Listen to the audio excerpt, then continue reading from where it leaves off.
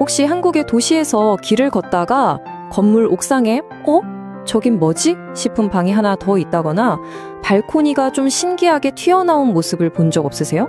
마치 비밀 공간처럼 말이죠. 네, 오늘은 바로 우리 도시 곳곳에 이렇게 숨어있는 위반 건축물의 실체를 여러 자료들을 바탕으로 한번 속 시원하게 펼쳐보겠습니다. 자, 가볍게 틀린 그림 찾기로 시작해볼까요? 왼쪽은 그냥 평범하고 멀쩡한 건물이죠. 그런데 오른쪽을 보면 네, 맞아요. 바로 저기 빨갛게 표시된 발코니 확장 부분. 저 정말 사소해 보이는 차이 하나가 이 건물을 순식간에 합법에서 불법으로 만들어 버립니다. 이런 식의 불법 변경, 사실 우리 주변에 아주 흔한데요.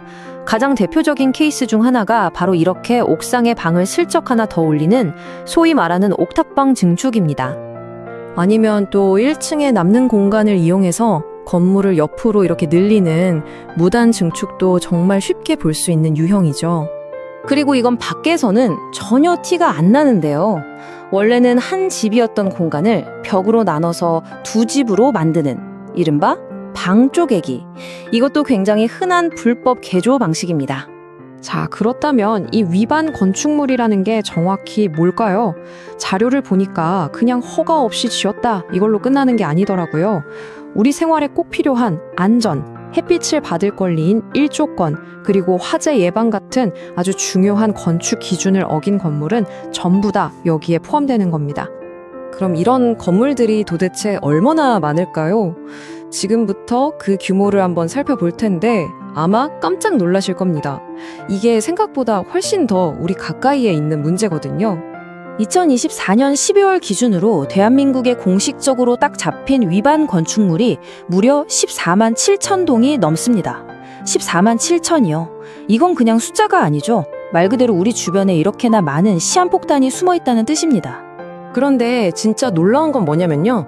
이 중에서 절반이 넘는 56.5%가 상가나 공장이 아니라는 거예요. 바로 우리 같은 평범한 사람들이 잠자고 생활하는 주거용 건물이라는 겁니다. 이게 결코 남의 얘기가 아니라는 거죠. 지역별로 보면 예상대로입니다. 인구 밀도가 높은 대도시에 집중되어 있죠. 특히 서울과 경기도, 그러니까 수도권에만 전체의 60% 이상이 몰려 있습니다.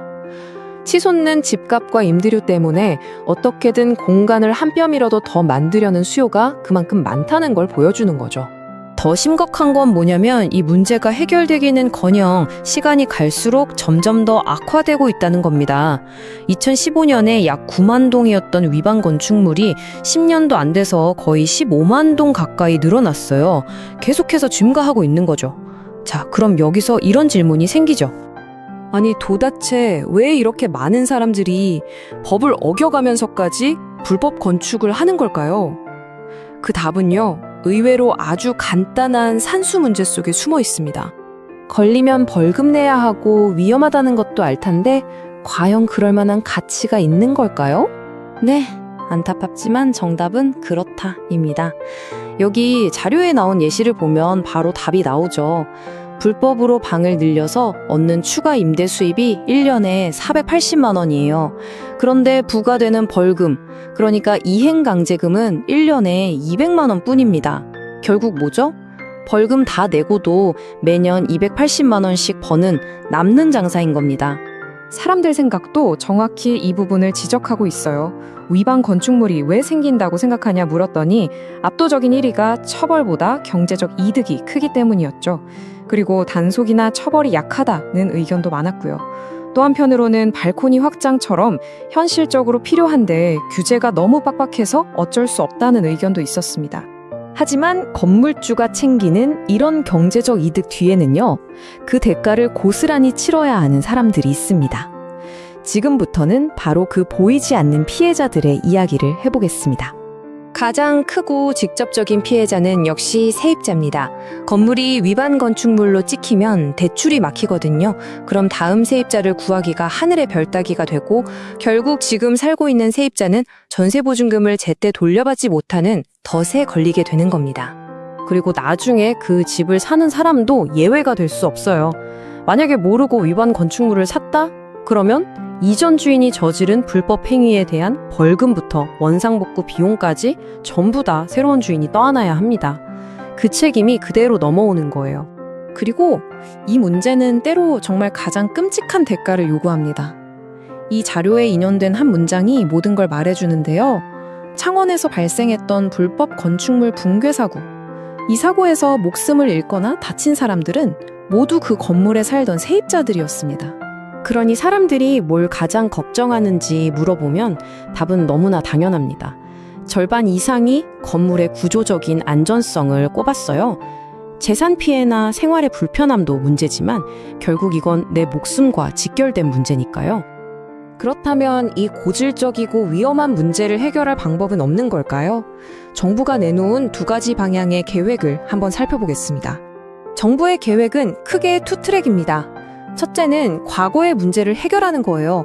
이미 지어진 소규모 주거 위반 건물에 대해서는 한시적으로 합법적인 건물로 바꿔줄 기회를 주자는 거죠. 그리고 둘째는 미래의 문제를 막는 겁니다.